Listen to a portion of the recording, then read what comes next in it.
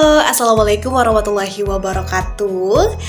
Perkenalkan, nama saya Sophia Willy Fitri dengan NIM A1B121024.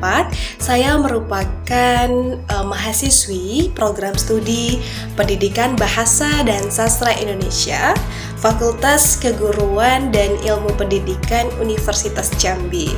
Nah, video ini saya buat untuk memenuhi tugas akhir daripada mata kuliah Strategi Pembelajaran Bahasa Indonesia yang diampu oleh Bapak Dr.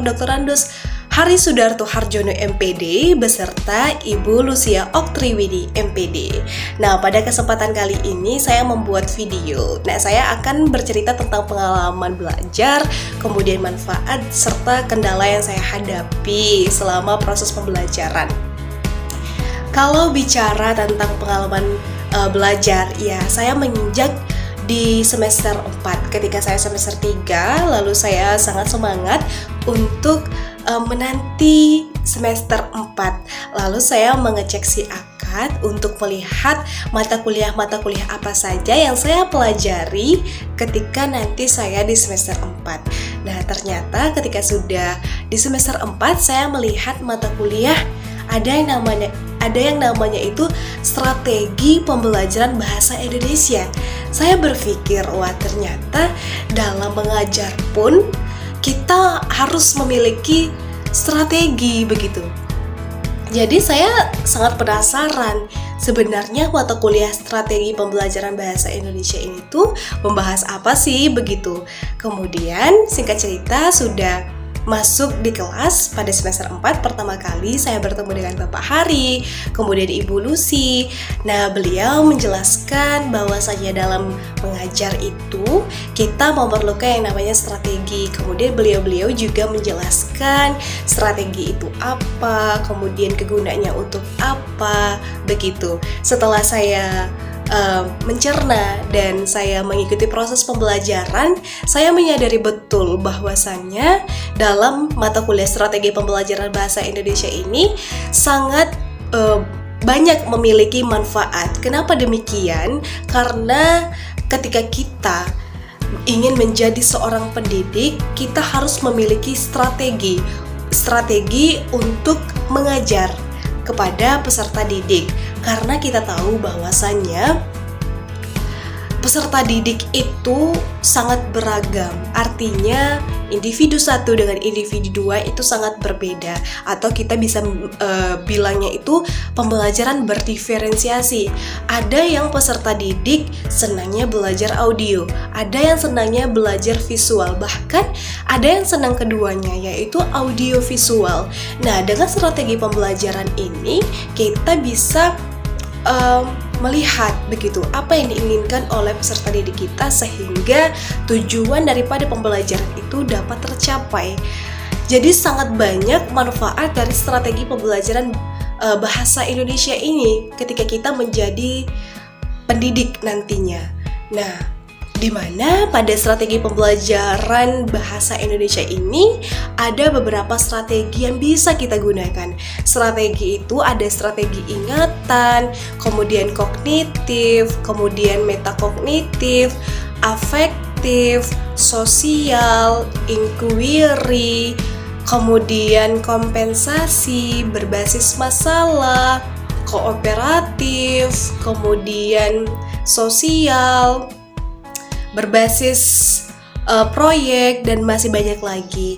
Nah, dengan strategi-strategi itu tadi kita bisa melihat nih strategi apa yang cocok yang bisa kita gunakan di dalam proses pembelajaran agar peserta didik bisa secara maksimal mendapatkan materi, memahami materi dari yang kita ajarkan begitu. Karena daripada strategi pembelajaran ini merupakan acuan awal, pondasi menurut saya. Karena dengan strategi kita bisa menentukan bagaimana cara yang tepat untuk kita dalam mengajar nantinya. Jadi jika ingin menjadi pendidik nantinya, bagi lulusan sarjana pendidikan khususnya untuk saya, penting sekali untuk kita memahami yang namanya strategi pembelajaran bahasa Indonesia. Jadi setelah saya belajar mata kuliah strategi pembelajaran bahasa Indonesia ini, saya merasa sangat banyak sekali manfaat yang bisa saya dapatkan, yang bisa saya rasakan. Nah, saya berharapnya nanti ketika saya menjadi seorang pendidik, nantinya di kemudian hari saya bisa menerapkan strategi pembelajaran yang sudah diajarkan oleh Bapak Hari dan Ibu Lucy begitu. Nah, ini merupakan menjadi bekal begitu, menjadi bekal nantinya bagi saya khususnya jika ingin menjadi seorang pendidik. Nah, itu manfaat dari belajar strategi pembelajaran bahasa Indonesia. Jadi sangat banyak sekali manfaat yang kita peroleh dari mata kuliah strategi pembelajaran bahasa Indonesia ini. Kemudian kalau kendala mungkin itu datangnya dari saya sendiri, karena mungkin saya dalam proses itu agak sulit memahami, karena memang ada beberapa kali kami melaksanakan presentasi itu secara mandiri. Namun kendala itu tidak menjadi penghalang bagi saya untuk berusaha memahami materi tersebut, karena pun saya juga bisa mengakses ya materi-materi itu di seperti YouTube. Nah, itu kan banyak sekali pembahasan. Jadi apa yang kurang saya pahami itu saya bisa mencarinya melalui YouTube. Nah, jadi kendala itu tidak menjadi penghalang bagi saya. Itu sih, jadi saya berharap semoga lulusan sarjana pendidikan nanti, khususnya Prodi Pendidikan Bahasa dan Sastra Indonesia, terkhusus lagi untuk diri saya sendiri, bisa menjadi tenaga pendidik yang bisa membaca dan melihat karakteristik daripada peserta didik, sehingga bisa menggunakan strategi pembelajaran yang tepat, sehingga pembelajaran itu bisa maksimal, kemudian bisa berjalan dengan efektif, sehingga tujuan pembelajaran itu bisa dicapai. Itu cerita sedikit tentang pengalaman belajar, manfaat serta kendala yang saya hadapi selama berkuliah mata kuliah strategi pembelajaran bahasa Indonesia. Saya akhiri, wassalamualaikum warahmatullahi wabarakatuh.